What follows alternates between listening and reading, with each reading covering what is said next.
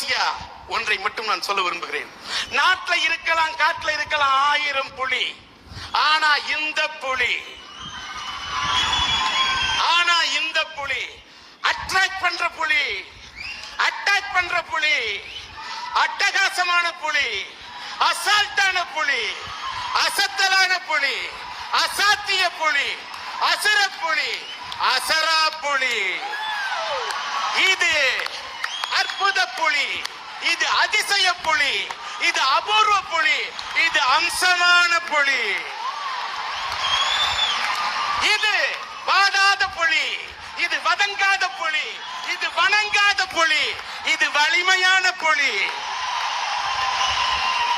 இது சிறப்பான புலி, சிவப்பான புலி, செம்புலி, சீரும்புலி.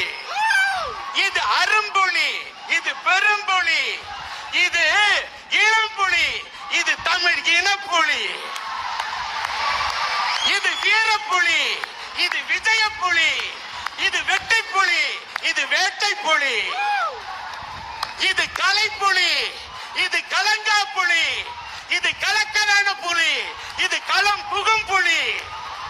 இது மணிப்புலி, இது தனிப்புலி, இது கவிப்புலி, இது வரிப்புலி, இது புறநானூற்று வரிப்புலி. இது சாதா புலி இல்ல, சரித்திரம் படைக்கும் புலி. இது வழுக்கி விடும் புலி அல்ல, வரலாறு படைக்கும் புலி, நரம்பு புடைக்கும் புலி, எதிரியின் எலும்புகளை உடைக்கும் புலி, எலும்புகளை உடைக்கும் புலி. இந்த புலி, இந்த புலி, இது தமிழ் புலி, இது பண்பாட்டு புலி. இது பட்டையை கிளப்பும் புலி, இது பைந்தமிழ் புலி, இது பச்சை தமிழ் புலி. இது தாவி குதிக்கும் புலி, தன் முத்திரையை பதிக்கும் புலி.